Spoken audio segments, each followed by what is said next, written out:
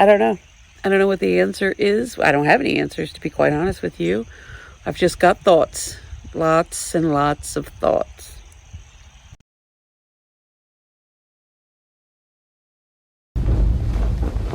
I'm Kieran Towerday. Hampstead Tea is an organic tea company. We import tea from all over the world and sell it all over the world. We were told that we would have the most amazing deal. We were going to get our sovereignty and we were going to keep all the advantages of being the EU. As a business, we were dumb enough to believe that. Come January last year, we got an order from Italy.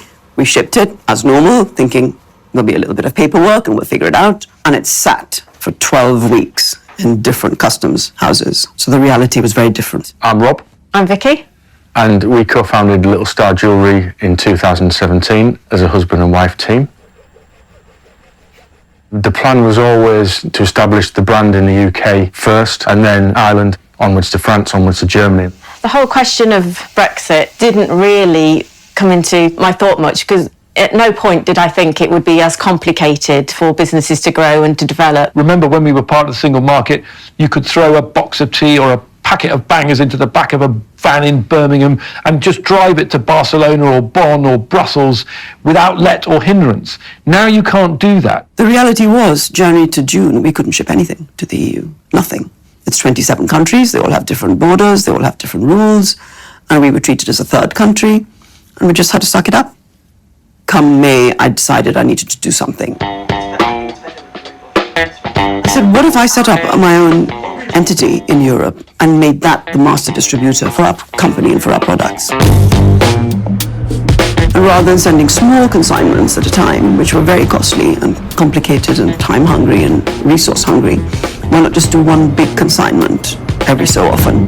Clear customs, all those formalities, VAT once, and then distribute out of a warehouse to all of your clients in the European Union. That means less business taking place in the UK and more business taking place in the European Union. It became just unviable for us to continue to export from the UK and use the UK as our European distribution hub. Lorries would sit there for days on end. So we moved our entire European business to Poland. That immediately halved the amount of product coming through this warehouse. We are now using fewer freight partners in the UK, more in Germany and Poland, paying our customs duties to EU countries. We're employing fewer people in the UK and more in Poland. It's a reduction in money that we are paying to the UK economy. We were lucky that we were able to do that. We've got some agents in France. We're doing really well in the Netherlands and in Spain. All of that has just disappeared. We lost so much business overnight with Holland, but it doesn't mean that we have enough business already established that we'd go and set up an office in Amsterdam. It's not viable for a business of our size of 2 people.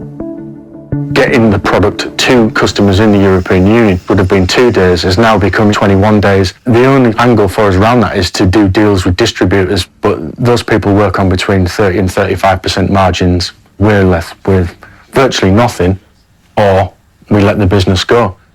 We got a Dutch sales agent who opened over 30 doors in the space of 2 months for us. Over 30 customers has become 2, because only 2 of them can actually be bothered with the implications of what they've got to do to get stock from us. It's just too much of a headache. That is the long-term danger for the British economy, that smaller companies that used to expand by starting to move into European markets, which was very easy to do before 2016, will simply just not do that. We were just upsetting all our customers. One of them actually said to us, we don't want to deal with the UK anymore. I mean, we can find equal products from within the EU. So I'm really sorry, it was a tough conversation. We went to a trade show, no European customers came to the UK pavilion. And we overheard one of them saying, there's no point going there. With Brexit, we don't even know what's going to happen. So there's no point trying to build new alliances with British suppliers. The damage from non-tariff barriers is it puts the UK behind a wall, the European Union, 27 countries that have one set of rules for the movement of goods, people, capital and labour. It's broadly more cost, more aggro, more uncertainty, more delays, less efficiency. In some cases, a sort of unequal playing field with competitors overseas. A French company will buy from Germany because they'll probably be able to get the same product easier and without any of the extra costs that we're having to apply to get it out of the UK. We design all of the range here and then we send it out to manufacturers in Thailand and Hong Kong. we have a tariff for it coming into the UK, then have to pay another tariff when we're sending out of the UK because it's not produced in the UK. The EU is very bureaucratic. And before that, we were within the bureaucracy, and now we're outside of it. The whole story about EU red tape making things more difficult for businesses, from our perspective, is a complete lie. Since